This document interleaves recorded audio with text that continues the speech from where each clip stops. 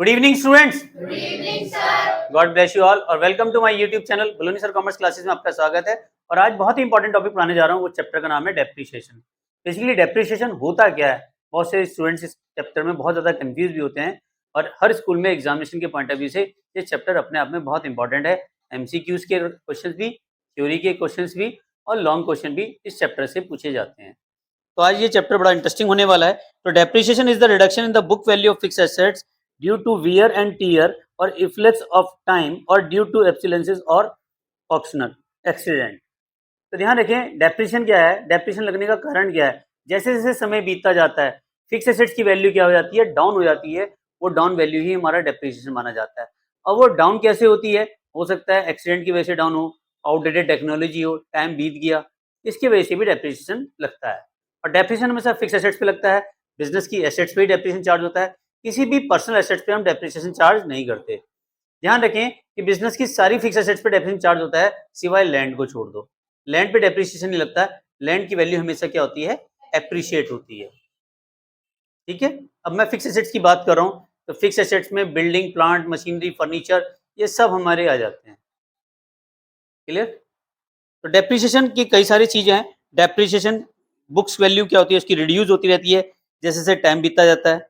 इससे क्या होती है, इसकी वैल्यू क्या हो जाती है, डाउन हो जाती है। डेप्रिसिएशन एक 3 वर्ड्स और भी पूछे जाते हैं, बड़ा कंफ्यूज कर देते हैं स्टूडेंट्स को कि एक इसका मीनिंग सब वो एक ही समझ लेते हैं। डेप्रिसिएशन और एक आता है अमोर्टाइजेशन, एक आता है डिप्लेशन। तीनों का मीनिंग अलग अलग है। ठीक है, तो डेप्रिसिएशन क्या होता है, फिक्स एसेट्स पे चार्ज होता है। जैसे जैसे समय बीतता जाता है एसेट्स की वैल्यू डाउन हो जाती है और डाउन वैल्यू ही हमारा डेप्रिसिएशन माना जाता है। और वो डाउन वैल्यू क्यों हुई, हो सकता है normal wear and tear, outdated technology, accident, due to accident, efflux of time, time बीत गया उसकी वजह से भी। जैसे आप मान लेते हैं, एग्जांपल लेता हूँ, एक एप्पल 15 प्रो मैक्स आपने फ़ोन लिया और 5 साल सील्ड पैक रखा। 5 साल बाद उसकी वैल्यू, तुमने कुछ भी यूज़ ना किया हो तब भी उसकी वैल्यू खत्म हो जाएगी। ठीक है, आपने कार खरीदी, भले एक दिन में ना चलाई हो, लेकिन जैसे ही शोरूम से गेट से बाहर निकाली उसकी वैल्यू 10% से गिर जाती है। तो डेप्रिसिएशन क्या होता है, समय बीतता है, आप एसेट्स को यूज़ करते हैं, नॉर्मल वियर टियर, उसमें रगड़ घिसावट, ये कई चीज़ें आ जाती हैं। जो न्यू चीज़ें होती हैं, ब्रांडेड होती हैं, बिल्कुल सील्ड पैक होगी, उसकी वैल्यू पूरी रहती है। जैसे जैसे आप यूज़ करते जाते हैं वो वैल्यू क्या हो जाती है, डाउन हो जाती है। और वो डाउन वैल्यू हमारा क्या माना जाता है, डेप्रिसिएशन। ठीक है, अब एक चीज़ को और समझते हैं। जैसे आपने एक सेल फोन लिया, मोबाइल लिया, 1 साल पहले आपने मोबाइल खरीदा, मान लेते हैं 50,000 रुपए का, और 1 साल बाद उस मोबाइल को बेचना चाहते हैं तो वो 30,000 रुपए का ही बिक रहा है। 10,000 तो कंपनी ने उसके प्राइस ड्रॉप कर दिए होंगे और 10,000 वैसे भी डाउन हो गए होंगे। तो वैल्यू जो डाउन हुई है वो डाउन वैल्यू ही हमारा डेप्रिसिएशन माना जाता है। अब मैंने आपको एक चीज़ और बताई कि डेप्रिसिएशन तो फिक्स एसेट्स पे लगता है। दूसरा आता है एमोर्टाइजेशन। एमोर्टाइजेशन लगता है इनटेंजिबल एसेट्स पे। इनटेंजिबल एसेट्स क्या होती हैं, एमोर्टाइज्ड की जाती हैं, उन पे डेप्रिसिएशन नहीं लगता। एमोर्टाइजेशन होती है मतलब उनको खत्म किया जाता है, राइट ऑफ किया जाता है। जैसे patent, copyright, trademark, licence and franchisee, ये हमें टाइम ड्यूरेशन के लिए दिए जाते हैं। जैसे पेटेंट 10 साल के लिए मिल गया और हमने उस पेटेंट पे 10 लाख रुपए खर्च किए, 10 साल बाद उस पेटेंट की वैल्यू जीरो हो गई, तो उसका मतलब patent 10 lakh divided by 10 years, तो हर साल कितना कम होगा, 1 लाख। तो 1-1 लाख रुपए हर साल वैल्यू कम होती जाएगी। ये वैल्यू एमोर्टाइजेशन मानी जाती है। ऐसी कॉपीराइट मान लेते हैं, 5 साल के लिए हमें कॉपीराइट्स मिल गए और हमने 10 लाख रुपए पे किए, तो 10 लाख डिवाइडेड बाय 5 साल, 5 ईयर्स, तो कितना आ गया हर साल, 2 लाख रुपए का एमोर्टाइजेशन आपका हो जाएगा।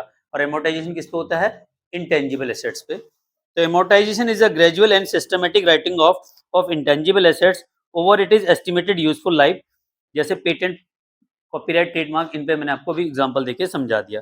एक आता है डिप्लेशन। डिप्लेशन कहते हैं जो हमारी माइंस वगैरह होती हैं, कोल माइंस, गोल्ड माइन, ये क्या होती हैं, धीरे धीरे अमोर्टाइज होती हैं, मतलब धीरे धीरे डिप्लेशन होती हैं, खत्म होती जाती हैं। अगर आप देखें, आपने कोयले की खान ली, धीरे धीरे उसकी वैल्यू क्या हो रही है, कम होती जा रही है, तो इसे कहेंगे डिप्लेशन। जब आप नेचुरल रिसोर्सेज को यूज करते हैं, क्योंकि नेचुरल रिसोर्सेज हमें बहुत कम मात्रा में मिलते हैं, धीरे धीरे जब उनको हम यूज करना शुरू करते हैं, उनको हम निकालना शुरू करते हैं, तो वो क्या हो जाते हैं, खत्म होते जाते हैं। वही हमारा डिप्लेशन माना जाता है। तो डिप्लेशन समझ में आ गया। डिप्लेशन किस पे लगता है हमारा, जो माइंस वगैरह होती हैं, कोल माइंस हो गई, ऑयल माइंस हो गई, ये धीरे धीरे क्या हो जाएंगी, कम हो जाएंगी। आई होप इतना समझ में आ गया होगा आपको। नेक्स्ट आता है causes of reason of depreciation. Depreciation लगने के क्या कारण है? डेप्रिसिएशन लगने के कारण है use of assets, efflux of time, obsolescence, accident. ये 4 मेन कारण होते हैं जिसकी वजह से डेप्रिसिएशन लगता है। पहला मैंने आपको बताया यूज ऑफ एसेट्स। पहला क्या बताया? Use of assets. एसेट्स को जैसे-जैसे यूज करते जाएंगे वैसे-वैसे एसेट्स की वैल्यू क्या हो जाएगी? डाउन हो जाएगी, और वो डाउन वैल्यू ही हमारा क्या माना जाता है? डेप्रिसिएशन। सेकंड आता है इफ्लेक्स ऑफ टाइम। टाइम बीतने के पर भी हमारा एसेट्स पे डेप्रिसिएशन लगता है। आप एसेट्स को यूज ना भी करें, टाइम बीत गया, एसेट्स की वैल्यू अपने आप ही कम हो गई। ठीक है? उसका कारण है टेक्नोलॉजी में अपग्रेडेशन आ जाता है, बहुत सारी चेंजेस आ गए, इसकी वजह से भी आपके वैल्यू क्या हो जाती है? डाउन हो जाती है। तो टाइम बीतने पे भी एसेट्स की वैल्यू क्या हो जाती है? डाउन हो जाती है। जैसे मैंने एक एग्जांपल दिया, आपने अभी एक फ़ोन, नया फ़ोन लो और उसे 2 साल के लिए सील्ड पैक रख दो। 2 साल बाद उसकी वैल्यू अपने आप ही कम हो जाएगी, क्योंकि कंपनी भी प्राइस ड्रॉप कर देती है और टाइम बीत गया तो टेक्नोलॉजी नई आ जाती है, तो लोग नई टेक्नोलॉजी पे पैसा लगाते हैं, आउटडेटेड टेक्नोलॉजी पे पैसा नहीं लगाते। केवल इसी कंडीशन में लगा सकते हैं, उसके प्राइस अगर ड्रॉप हो गए तो आप ले लोगे।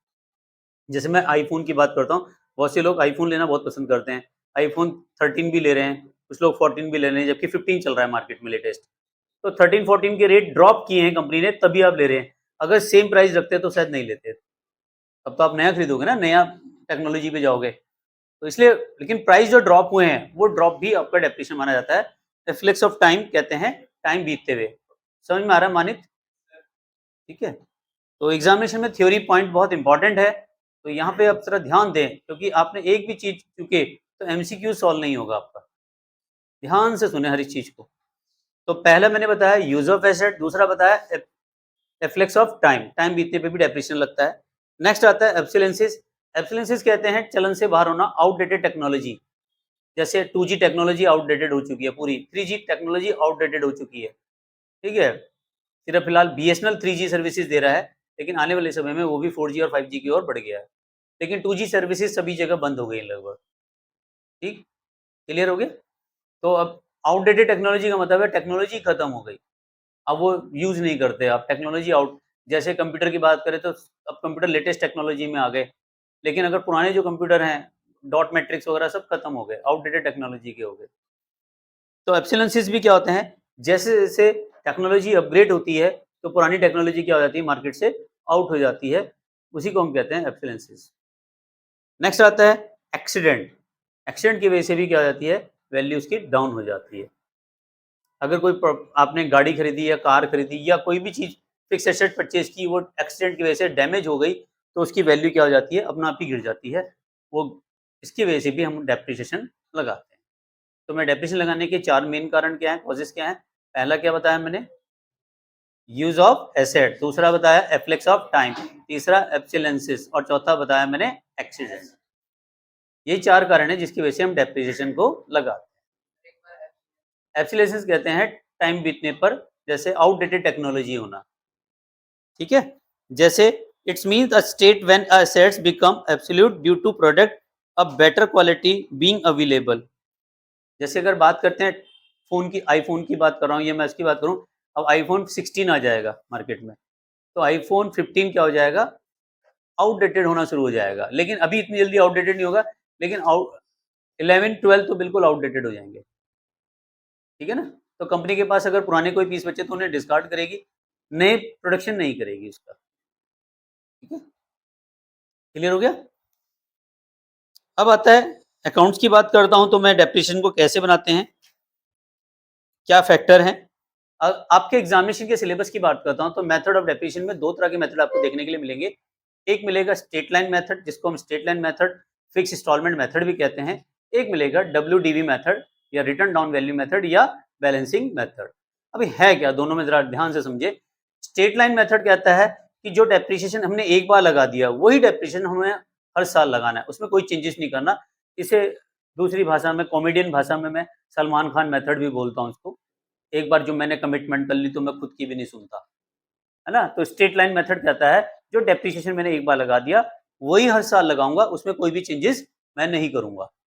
रिटर्न डाउन वैल्यू कहता है जो भी बैलेंस वैल्यू आई उस पर डेप्रिसिएशन निकालूंगा। लेकिन और एक इंपॉर्टेंट बात बताता हूं, पहले साल आप चाहे कोई सा भी मेथड यूज करें, चाहे रिटर्न डाउन वैल्यू मेथड करें, चाहे स्ट्रेट लाइन मेथड यूज करें, डेप्रिसिएशन सेम आएगा, कोई चेंजेस नहीं आएगा पहले साल। लेकिन उसके बाद आपका चेंज आता रहेगा, क्योंकि स्ट्रेट लाइन कहता है जो एक बार लगा दिया वही हर बार लगाऊंगा। इसी को स्ट्रेट लाइन मेथड भी कहते हैं, फिक्स इंस्टॉलमेंट मेथड भी कहते हैं। जबकि डिमिनिशिंग मेथड क्या कहता है, जो मेरा बैलेंस आएगा जैसे जैसे मैं डेप्रिसिएशन लगाऊंगा, जो बैलेंस वैल्यू बचेगी उस पर डेप्रिसिएशन लगाऊंगा। एक अच्छा एग्जांपल देता हूं, उससे समझ में आ जाएगा। मान लेते हैं 1/4/2020 को मैंने एक प्लांट खरीदा।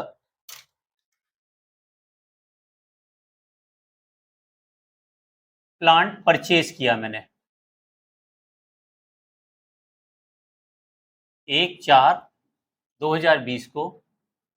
अब मैं लगा रहा हूं SLM मेथड और WDV मेथड 1 लाख का, ठीक है। और डेप्रिसिएशन लगाएंगे पूरे साल भर में। तो साल भर में लगाया मैंने डेप्रिसिएशन 31/3/2021 को। मान लेते हैं डेप्रिसिएशन लगाया 10%, तो इसमें भी 10,000 लगेगा और इसमें भी 10,000 लगेगा। तो वैल्यू क्या बचेगी इसकी, 90,000, और इसकी भी 90,000। ये बचेगी 1/4/2021 को। ये क्या बचेगा हमारा बैलेंस। फिर डेप्रिसिएशन लगाया आपने 31/3/2022 को 10%। लेकिन ये कहता है मैं तो एक बार जो लगा दिया, कमिटमेंट कर दिया, उसके बाद मैं किसी की भी नहीं सुनूंगा। मैंने जो एक बार डेप्रिसिएशन लगा दिया वही हर साल लगाऊंगा। कौन सा कहता है, स्ट्रेट लाइन मेथड। जबकि डिमिनिशिंग कहता है मैं इस पे निकालूंगा इसका 10%, यानी कि 90,000 का 10% कितना आएगा, 9,000। क्योंकि ये WDV है, रिटर्न डाउन वैल्यू मेथड, या बैलेंसिंग मेथड भी बोलते हैं इसको। तो यहाँ पे जो वैल्यू बचेगी, ये बचेगी 80,000 और ये बचेगी 81। ये बैलेंस आया आपका 1/4/2022। फिर डेप्रिसिएशन लगाया आपने 31/3/2023। ये फिर 10,000 लगाएगा, लेकिन ये लगाएगा 8100, यानी कि 81,000 का 10% वो आएगा 8100। यहाँ वैल्यू रह जाएगी 70,000, यहाँ रह जाएगी आपका 72,900, ठीक है। ये आ जाएगा बैलेंस 1/4/2023। फिर डेप्रिसिएशन लगाया आपने 31/3/2024।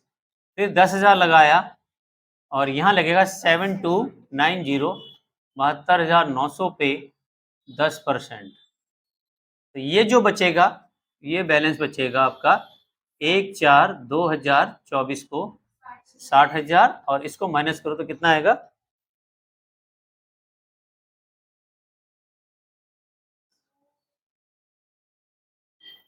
-72,900 माइनस 65,610, 610। तो देखो अब डिफरेंस कितना आ गया स्ट्रेट लाइन से और डिमिनिशिंग से। स्ट्रेट लाइन तो 60,000 वैल्यू बता रहा है और ये कितना बता रहा है, 65,600। ध्यान रखें, स्ट्रेट लाइन में वैल्यू जीरो हो जाएगी एक टाइम बाद। आप लगाओ 10,000 लगाओगे, एक टाइम बाद वैल्यू क्या हो जाएगी, जीरो हो जाएगी। लेकिन यहाँ पे वैल्यू कभी भी जीरो नहीं होती। 100 रुपये बच गया, 100 रुपये में भी 10%, फिर वही 9 रुपये, फिर लगाते जाओगे, वैल्यू कभी जीरो नहीं आएगी। अगर 1 रुपये भी वैल्यू बची, फिर उस पर डेप्रिसिएशन लगाओ, तो यहाँ वैल्यू जीरो नहीं होती कभी भी, ठीक है। तो ये छोटा सा बेसिक कॉन्सेप्ट था, आई होप समझ में आ गया होगा यहाँ तक, ठीक है। अब एक क्वेश्चन कराता हूँ जहाँ पे मैं आपको मेथड सिखाता हूँ। तो डेप्रिसिएशन मेथड कितने हैं, 2 तरह के हैं, स्ट्रेट लाइन और डिमिनिशिंग, ठीक है। तो ऑनलाइन भी इसका स्क्रीनशॉट ले लीजिए। अब एक क्वेश्चन कराता हूँ, question number 1।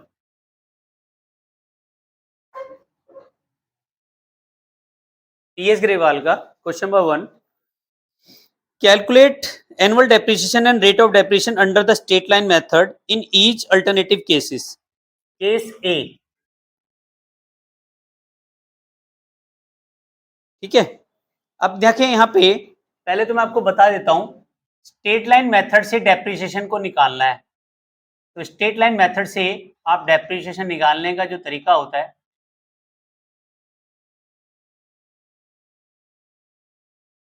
Depreciation is equal to होता है cost of assets plus installation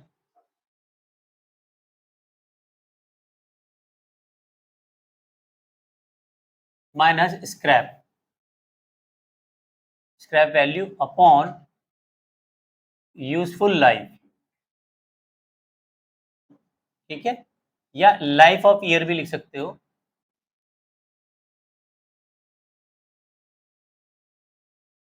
ठीक है,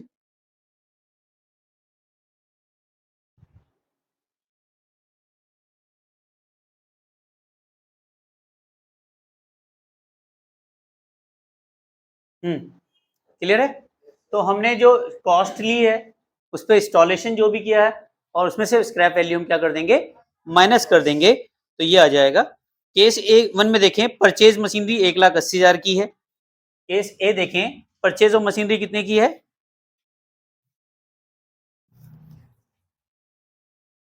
कॉस्ट ऑफ मशीनरी कितने की है, 1,80,000। उस पर इंस्टॉलेशन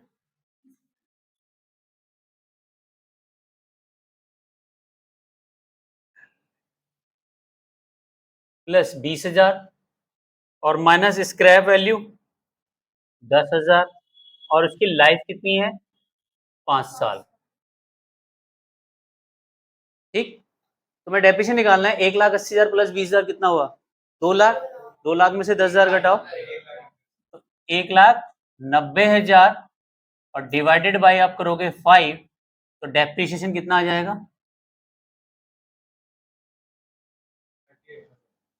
डेप्रिसिएशन आएगा 38,000। ठीक है, यही आंसर है। क्लियर। अब इस क्वेश्चन में रेट भी पूछ रहा है, क्या पूछ रहा है कि रेट भी बताओ डेप्रिसिएशन का। अगर मुझे रेट ऑफ डेप्रिसिएशन निकालना है तो rate of depreciation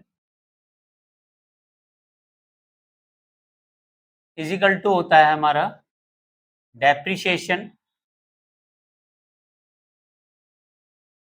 upon total cost, ठीक है, इनटू 100।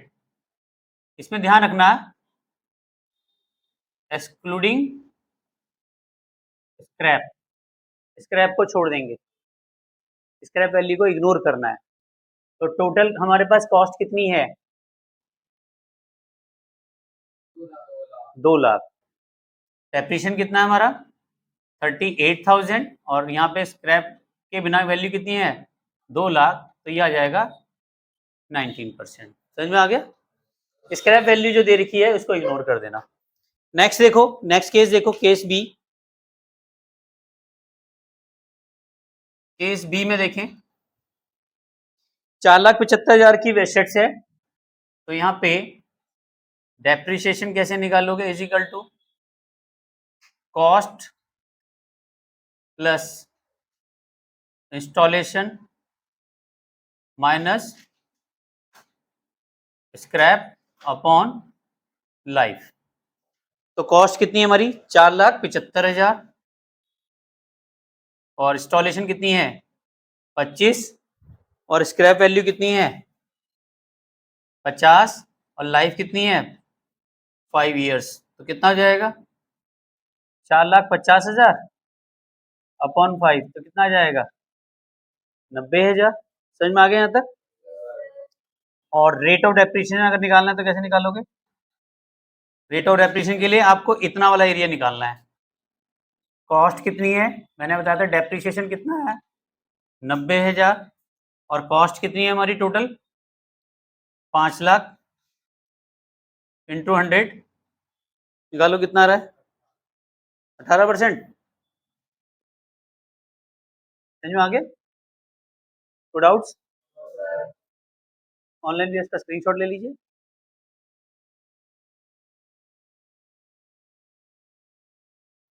तो केस सी कराते हैं। केस सी में देखें 90,000 कीमत है, इंस्टॉलेशन 10,000 रुपए है, स्क्रैप 20,000 है। तो डेप्रिसिएशन इज इक्वल टू क्या हो जाएगा 90,000 प्लस कितनी कीमत है उसकी इंस्टॉलेशन 10,000 और स्क्रैप कितना है, स्क्रैप 20 है और लाइफ कितनी है 10 साल 10 ईयर्स। तो कितना हो जाएगा 1,00,000 यानी कि 8,000। और रेट कैसे निकलेगा रेट ऑफ डेप्रिसिएशन वैसे तो ये आएगा ना 80,000 डिवाइडेड बाय 10 तो 8,000 आ गया। रेट ऑफ डेप्रिसिएशन मतलब depreciation upon total cost into 100। Depreciation कितना है 8 और इसकी वैल्यू कितनी है 1 लाख इंटू 100 तो कितना आएगा 8%। नेक्स्ट डी वाला केस देखें 3,40,000 डेप्रिसिएशन कैसे निकलेगा 3,40,000 की कॉस्ट है, इंस्टॉलेशन कितना है 60 और स्क्रैप वैल्यू कितनी है और लाइफ कितनी है 10 साल तो 360 कितना हुआ 4 लाख, 4 लाख में से 40,000 गया 3,60,000 10 ईयर्स है तो कितना आ गया डेप्रिसिएशन 36। तो रेट कितना जाएगा बताओ depreciation upon total cost into 100। तो डेप्रिसिएशन कितना है 36 और यहाँ तक की वैल्यू कितनी है 4 लाख इंटू 100 कितना जाएगा 9%। और लास्ट केस है हमारा ई। डेप्रिसिएशन कैसे निकलेगा कॉस्ट कितनी है 90 और इंस्टॉलेशन कितना है 10, स्क्रैप वैल्यू कितनी है 20,000 और लाइफ कितनी है 4 ईयर्स तो कितना आएगा 80,000 डिवाइडेड बाय 4 तो कितना आ जाएगा 20,000 और रेट